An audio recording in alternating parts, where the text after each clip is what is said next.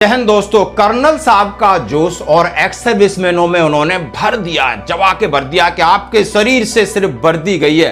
अपने आप को अब आंकना खत्म करो। ये मैं इसलिए कह रहा हूँ कि जब सैनिक रिटायर होकर आता है तो सुस्त हो जाता है। हर रोज सुबह उठते ही drill, firing, parade, front roll, back roll, कुछ न कुछ चलता रहता है पूरे जीवन के अंदर 20 साल तक, 17 साल तक, और फिर अचानक से ये बिल्कुल बंद हो जाता है। तो आप सभी की पत्नियों से मेरा प्रार्थना है कि आपका फ्रंट रोल जारी रहे। आपको आदत नहीं है बैठने की। मैं ये तो खैर मजाक की बात थी, लेकिन अपना आकलन कम करना बंद करिए। आप वही हो जिसने इतनी मुश्किल इलाके में नौकरी करी है, इतनी गर्मी के अंदर भी ऐसे टैंक के अंदर बैठकर नौकरी करी है। आप वही हो, केवल वर्दी ही तो चेंज करी है। आपका हौसला कम नहीं हुआ है, आपका जुनून कम नहीं हुआ है। आपके सामने चुनौती और सामने चुनौती है समाज, और उन्होंने कहा आप समाज की सेवा कर सकते हो। आप जैसा डिसिप्लिन, आप जैसा हार्ड वर्किंग, आप जैसा यानी इंसान बनने के लिए सालों लगते हैं। और ये कह रहे हैं कर्नल राज्यवर्धन सिंह राठौर, जो कि सैनिक कल्याण मंत्री हैं राजस्थान में, यानी वीर भूमि, जहां पर सैनिक ही सैनिक है। और सैनिकों में कैसा उत्साह कर रहे हैं कि आज आप रिटायर्ड होने के बाद इतना सुस्त मत पड़िए, बीपीटी को याद करिए, पीटी को याद करिए, ड्रिल को करिए, ऑपरेशन को याद करिए। हर जगह उसी तरीके से आपका जुनून, जज्बा और हौसला होना चाहिए जैसा कि आप सेना के अंदर थे। आपने वर्दी आपने हटाई है, लेकिन इसके बाद आपके अंदर जो सैनिक है वो पूरी तरीके से जिंदा है। वर्दी से सैनिक नहीं बनता, हौसले से सैनिक बनता है। और हौसला है नहीं आप में, हौसला है नहीं आप में, तो हौसले से सैनिक बनता। जहां आप रहते हो वहां पर लोगों को पता चलना चाहिए कि यहां पर सैनिक जिंदा है।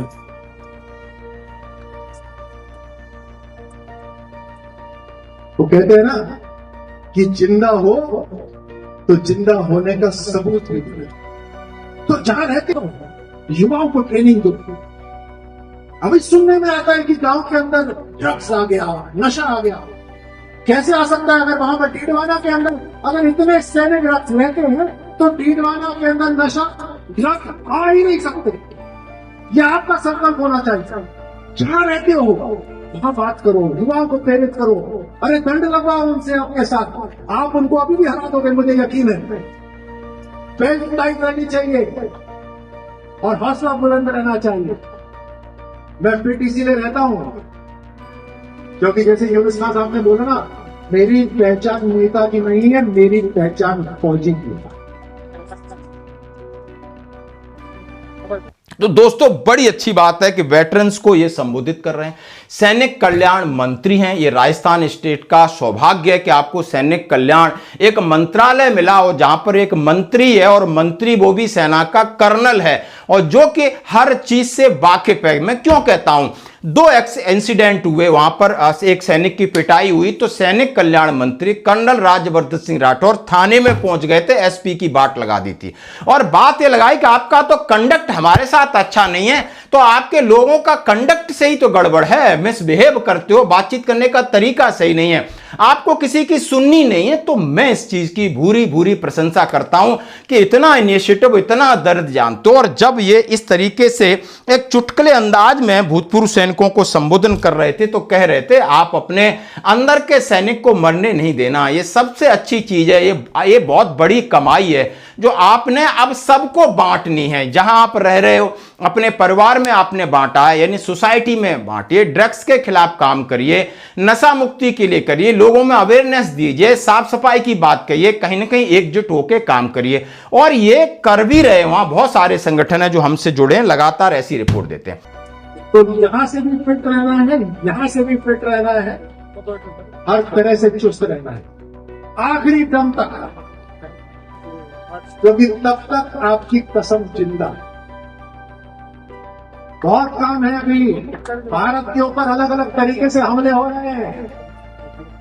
उसको परास्त करने के लिए जो हमारी सेनाएं जिन्होंने हथियार पकड़े हुए हैं, उनकी जरूरत नहीं पड़नी चाहिए।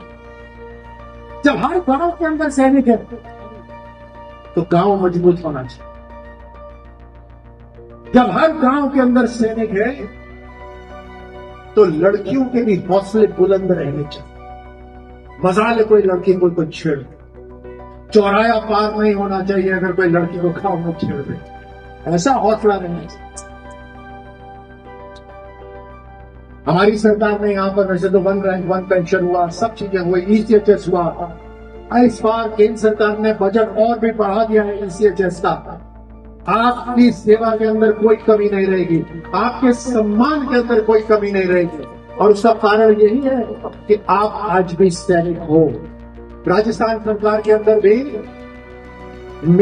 मेरी जिम्मेदारी है, मेरा संकल्प है, क्योंकि मुझे याद है जब मैं सेना का अधिकारी होता था तो जब पत्र लिखते थे कलेक्टर को कि हमारे सैनिक की जमीन की समस्या है, SDM को पत्र लिखते थे कि हमारी सैनिक की परिवार में मुश्किल हो रही है।